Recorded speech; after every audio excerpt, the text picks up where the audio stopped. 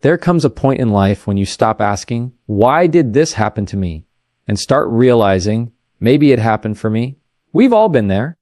Blindsided by people we trusted, disappointed by the ones who swore they'd never hurt us, shocked by the truth we never thought we'd see.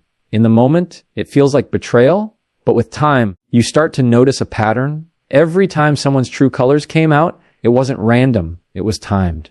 It was precise. It was God's way of stepping in, pulling back the curtain and saying, I'm about to show you something you need to see. And once you see it, you can't unsee it. That's when you realize we've all met people who seem perfect on the surface. They smile at the right moments. They say the right things. They know exactly how to play the role that makes you feel safe, valued, and even loved. For a while, you believe them.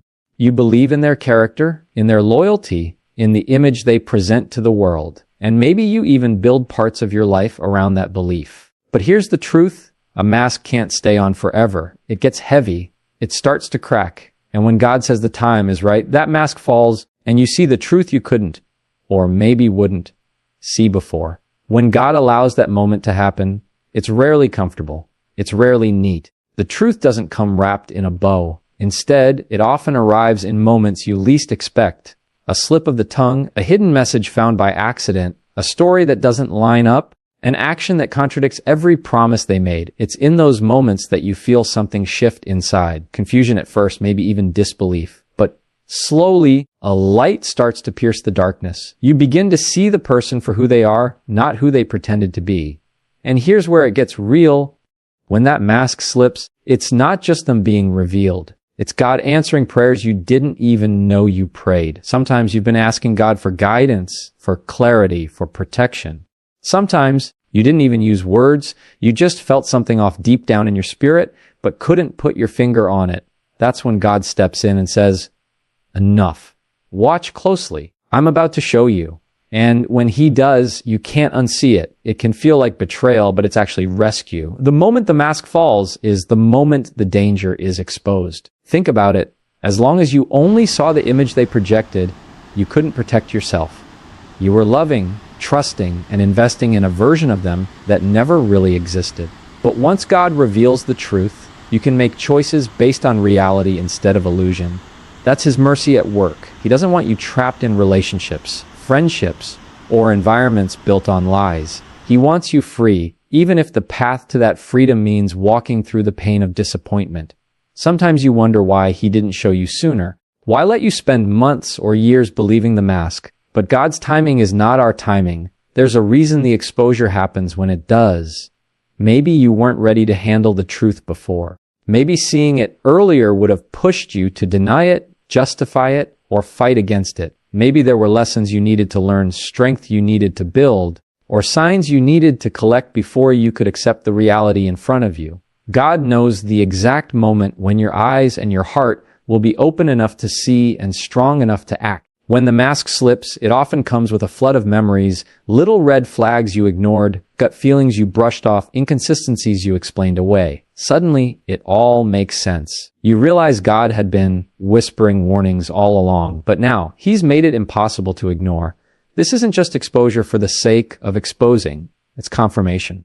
It's his way of saying, you weren't crazy. You weren't overreacting. This is who they really are. That clarity is a gift, even if it doesn't feel like one right away. And here's the hard part. When the truth comes out, you can't put the mask back on for them.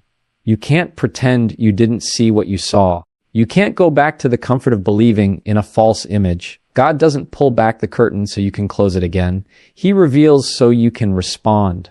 That might mean stepping back. It might mean ending something you thought would last forever. It might mean facing the reality that some people were never for you. They were just for the benefits of being connected to you. The slipping of the mask is also a test of your faith. Will you cling to the illusion because it's easier, or will you trust that God knows what he's doing? When the exposure happens, you have a choice. See it as the end of something you valued or the beginning of something healthier, safer, and more real. God will never strip something from you without having something better in mind, even if that better doesn't show up right away. In that moment, It's tempting to feel anger toward the person who wore the mask, to dwell on how they fooled you, how they wasted your time, how they played a role so convincingly. But that anger will keep you tethered to what God is trying to free you from. Instead, see it for what it is: divine intervention. That's not to excuse their behavior or pretend it didn't hurt, but to recognize that you are being saved from a deeper harm. The truth is, the mask slipping isn't just about them. It's about you. It's about your growth, your discernment, your ability to listen when God speaks, even through painful revelations. Each time he reveals someone's true character, he's training you to recognize authenticity faster, to trust your spirit more, to guard your heart with wisdom instead of walls. The mask always slips when God says it's time. You don't have to force it, rush it, or go digging for proof. You don't have to set traps or play detective. When God's ready for you to know the truth will come out, sometimes loudly, sometimes quietly, but always unmistakably. And when it does, you'll understand that what feels like loss is actually the first step toward something far more valuable: freedom from the fake and space for the real. When the truth about someone comes out, your first reaction might be pain, shock, or even embarrassment. You might replay every interaction in your mind, wondering how you missed the signs. You might feel angry with yourself for trusting them, for believing in the picture they painted, for letting them so close. But what you need to understand is this: God doesn't reveal someone's true colors to hurt you. He reveals them to protect you. It's easy to think of exposure as something negative, like a cruel unveiling meant to shame or break you down. But in God's hands, exposure is an act of mercy. It's his way of stepping between you and the harm you can't yet see. It's him saying, "I love you too much to let you keep walking in the dark." That revelation you wish had never happened. That's him pulling you out of a trap before it snaps shut. The protection isn't always obvious in the moment. Right now, you might only feel the sting, the loneliness after walking away, the awkwardness of severed ties, the grief of losing the version of them you thought was real. But if you could see the full picture, the conversations that would have happened, the betrayals that would have multiplied, the heartbreak that would have deepened, you'd realize just how much worse it could have been if the mask had stayed on. Think about it like a storm warning. If you didn't know the storm was coming, you'd stay outside, unprepared, exposed to the elements. But when someone alerts you, you might not like the disruption to your plans, but you have time to move to safety. Exposure works the same way. God isn't trying to ruin your day. He's trying to save your life, your peace, your future. Sometimes protection comes disguised as heartbreak. You thought that friendship would last forever. You thought that relationship was from him. You thought that opportunity was safe. And then suddenly, it collapses. But that collapse isn't random. It's God dismantling something before it could collapse on top of you. He's not punishing you. He's preventing a deeper wound you might not have healed from. It's also important to remember that protection doesn't just mean keeping you from harm. It means guiding you towards something better. When he exposes what's fake, he's clearing space for what's real. As long as the counterfeit takes up room in your life, the genuine can't fit. It's painful to let go, but necessary if you want what he has for you next. And here's the thing. The exposure is often more about timing than about severity. God knows exactly when to let you see the truth. Sometimes he waits until you're strong enough to handle it. Sometimes he waits until the lies have stacked high enough that you won't be tempted to go back. Sometimes he waits until the right people are around you to support you when the fallout happens. He never exposes to leave you vulnerable. He exposes to make sure you land on your feet. So the next time the truth about someone comes out and it shakes you, try to see it through the lens of his protection. It's not about humiliating you. It's not about tearing you apart. It's about keeping you from building your life on unstable ground. It's about sparing you from the pain that would have multiplied if you had stayed. It's about making sure that the people in your life match the prayers you've been praying. You may not understand the why in the moment. You may not even agree with the timing. But one day, you'll look back and see the danger you didn't know you were in, the trap you didn't see being set, and you'll realize the exposure wasn't meant to punish you. It was meant to save you. There's a certain kind of pain that comes with seeing the truth. It's sharp, immediate, and it cuts through all the comfort you once felt. You might feel like the ground has been pulled out from under you. The person you trusted, the story you believed, The picture you painted in your mind, gone in an instant. And yet, as much as it hurts, the truth is still a gift. We live in a world where lies can look polished, where fakes can dress themselves up as loyal, loving, and genuine. They can convince you that what you're holding is real gold when it's just gold-plated. But God loves you too much to let you live your life building on something that will crumble. The truth might knock the wind out of you, but it's the only foundation you can truly stand on. When the truth comes, it can feel like loss, and it is. You lose the illusion, the hope you attach to that illusion, and sometimes even the person who wore it. But loss doesn't mean you've been cheated. It means you've been spared from further deception. The longer a lie goes on, the deeper it roots itself into your heart. And the deeper it roots, the more damage it does when it's ripped out. God knows this. That's why he brings the truth forward, even when it's painful, because the wound from the truth will heal cleaner than the infection from a lie. It's easy to say you want the truth, but it's much harder to live it when it costs you something, your comfort, your trust, your dreams. But truth is worth the cost. It sets you free from wondering, from doubting, from constantly trying to fit puzzle pieces together that never matched. The truth removes the guessing game and replaces it with clarity, and clarity is power. Sometimes we forget that the heart can survive what the mind understands. It's the not knowing, the confusion, the inconsistency that slowly wears you down. Once you know the truth, you can face it. You can mourn it, you can process it, you can move forward. Without it, you're stuck in limbo, tied to something that may never have been real in the first place. And the blessing isn't just in knowing what's false. It's also in knowing what's real. When you stop believing in the fake, you open yourself to see who actually shows up for you without a mask, who loves you without an agenda, who keeps their word without needing to be watched. That shift is priceless. The truth doesn't just protect you from the wrong people.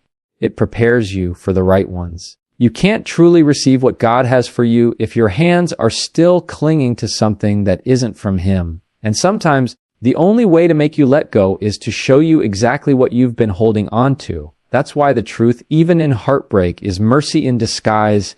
You might not feel thankful for it in the moment. You might wish you could unhear it, unsee it, undo it. But the day will come when you'll look back and say, I'm glad I know. I'm glad God didn't let me keep living in the dark. I'm glad He cared enough to break my heart if it meant saving my soul, my peace, and my future. Because no matter how deep the heartbreak runs, the truth is the only thing strong enough to set you free. When God removes someone who is pretending, it can feel like you've lost a part of your world. You think about the shared memories, the promises made, the comfort of their presence. But here's what you may not see right away. You didn't lose stability. You lost instability disguised as stability. You didn't lose love. You lost a performance of love. You didn't lose peace. You lost the very thing that was quietly stealing it from you. Peace isn't just the absence of conflict. It's the absence of constant questioning. And fake people have a way of keeping you on edge without you even realizing it. You're always wondering why their words don't quite match their actions, why you feel unsettled after conversations, why you can't fully relax in their presence. You might not have called it stress, you just thought it was normal. But when God removes them, suddenly there's space in your life where all that quiet tension used to live. It's only after they're gone that you realize how much mental and emotional energy you were spending on managing the relationship. The second guessing, the overthinking, the rehearsed conversations in your head, the unspoken worry that at any moment things could shift. You don't have to carry that anymore. And that's where peace starts to grow in the space left behind when the fake is gone. God's definition of win is different from ours. We often think winning means gaining something, more people, more support, more connections. But sometimes winning is subtraction. It's the removal of what drains you so you can be restored. It's the cutting away of relationships that look good on the outside but are rotting underneath. The world might see it as a loss. Heaven calls it a victory. And here's the thing. The peace you gain isn't loud or flashy. It's in the little moments, sleeping better at night because you're not worrying about their next move, breathing easier because you no longer feel watched or judged, smiling more because your joy isn't being weighed down by someone else's drama. This kind of peace is priceless, and you can't put a value on it until you've lived without it for too long. Yes, it's normal to miss the familiar. Even if the relationship was unhealthy, the human heart often clings to what it knows. But remember, familiarity isn't the same as peace. Familiarity can keep you tied to chaos, while peace leads you into freedom. God isn't trying to leave you empty. He's trying to fill you with the kind of calm that only comes when you're surrounded by people whose actions match their words, whose presence doesn't cost you your sanity, and whose love doesn't require you to constantly question it. You can mourn what you lost, but don't forget to celebrate what you gained. Because losing the fake isn't a setback, it's a setup. It's God saying, now that the counterfeit is gone, I can give you the real thing.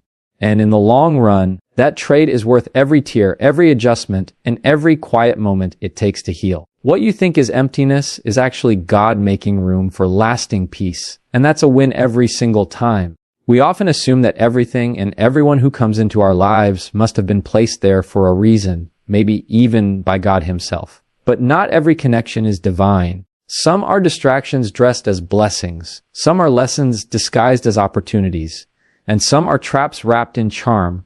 When God sees that something in your life didn't come from him, he will remove it, not out of cruelty, but out of love. At first, that removal can feel like rejection. You wonder what you did wrong, why they changed, or why things fell apart so suddenly. You replay conversations, looking for clues. But sometimes there's no fault to be found. It's simply God doing a clean sweep of anything that was never part of his plan for you. If he didn't send it, it won't stay. The truth is, we can accidentally invite things into our lives that God never intended for us.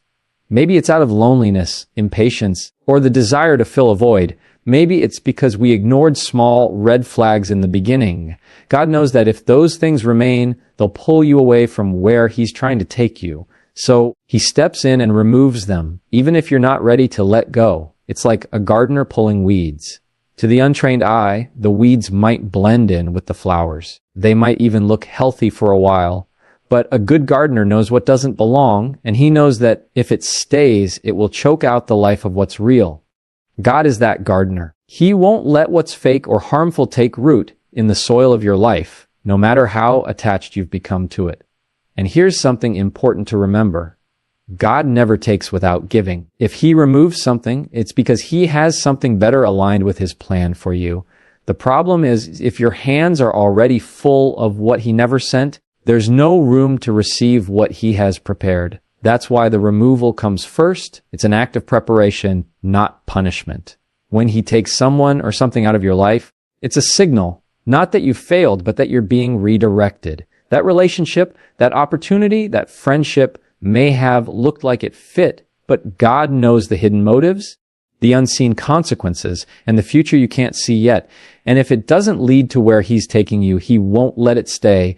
It's natural to feel the loss, to grieve what's gone, and to wonder why it happened the way it did. But over time, you'll start to see the protection in the removal. You'll see that it was mercy, not rejection.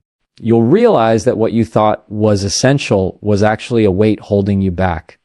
And you'll thank him for loving you enough to take away what he never sent in the first place. There are moments when someone walks out of your life and it feels like the end of something you weren't ready to lose. You question why it happened, why they changed, or why circumstances forced them to leave. You might even pray for God to bring them back, not realizing that their leaving was his answer to a prayer you prayed long before.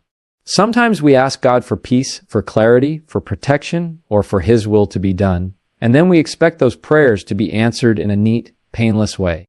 But God's answers don't always come wrapped in comfort. Sometimes the way he gives you peace is by removing the person who keeps disturbing it. Sometimes the way he protects you is by shutting the door you keep trying to walk through. Sometimes the way he gives you clarity is by letting someone reveal their true self and walking away for good. The problem is, we often only connect the dots in hindsight. At first, their exit just feels like loss. You see the empty space they leave behind and forget the chaos, the uncertainty, or the hidden harm that came with them. But God sees both the visible and the invisible. He knows what their presence would have cost you in the long run, and he answers your prayer by cutting that cost before it bankrupts your spirit. Think about it. How many times have you looked back on someone leaving your life and thought, I didn't see it then, but I'm so glad they're gone now. That's the proof. That's God showing you that what you thought was abandonment was actually deliverance. We forget that unanswered prayers can be blessings, but so can unexpected answers. God might have heard you praying for joy, for strength, for a healthier future. And in his wisdom, he knew you couldn't step into any of that with certain people still attached to you. So he answered your prayer, not by adding something new, but by subtracting what was holding you back. Yes, it can still hurt. It can still be confusing. You can still miss them. But as you heal, you begin to realize that God's now, in the moment, was actually a yes to something better. Their exit wasn't random. It was strategic. It was God's way of freeing up space in your life for blessings you couldn't receive while your hands were full of what was never meant to stay. Some exits are painful, but they're also purposeful.